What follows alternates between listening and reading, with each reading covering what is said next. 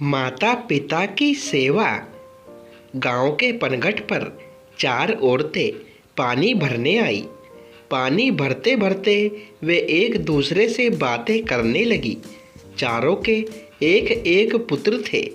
बातों बातों में उन्होंने अपने पुत्रों के गुणों का बखान करना प्रारंभ कर दिया। पहली औरत बोली, मेरा पुत्र बहुत सुरीली बांसुरी बजाता है। जो भी उसकी बांसुरी सुनता है मंत्रमुग्ध हो जाता है। मैं ऐसा गुणवान पुत्र पाकर बहुत प्रसन्न हूँ। दूसरी औरत बोली, मेरा पुत्र बहुत बड़ा पहलवान है। इस गांव में ही नहीं बल्कि दूर दूर के गांव में उसकी बहादुरी का डंका बजता है। ऐसा गुणवान पुत्र भगवान सबको दे। तीसरी औरत कहाँ पीछे रहती। वह बोली, मेरा पुत्र कुशाग्र बुद्धि है। उससे अधिक बुद्धिमान इस पूरे गांव में नहीं। लोग अपनी समस्याएं लेकर उसके पास आते हैं। मैं ऐसा पुत्र पाकर धन्य हो गई। चौथी औरत ने सबकी बातें सुनी लेकिन कहा कुछ भी नहीं। इस बार वे औरतें उससे कहने लगी, बहन तुम भी तो कुछ कहो ना। तुम्हारे पुत्र में क्या गुण है? कोई न कोई गुण तो उसमें अवश्य होगा। वह औरत बोली, क्या कहूँ बहनों, मेरे पुत्र में तुम्हारे पुत्रों की तरह कोई गुण नहीं है। उसकी बात सुनकर तीनों औरतों ने गर्व से अपना सिर उठा लिया। कुछ देर में सबने पानी भर लिया और वापस जाने के लिए अपना अपना घड़ा उठाने लगी।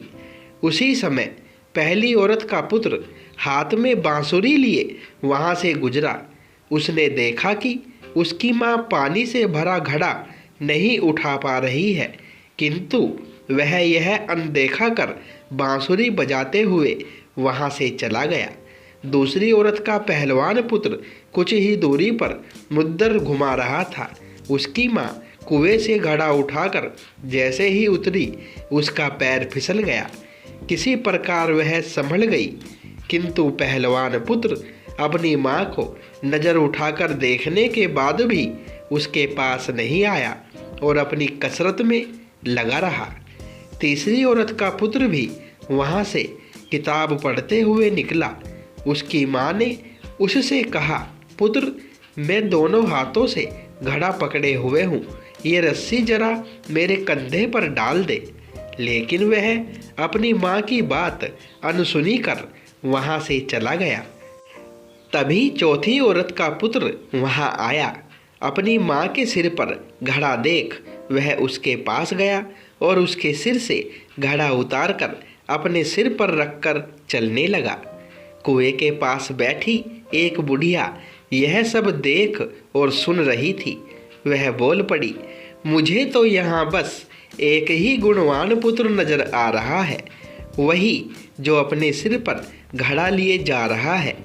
माता पिता की सेवा करने वाले पुत्र से गुणवान पुत्र भला कौन हो सकता है।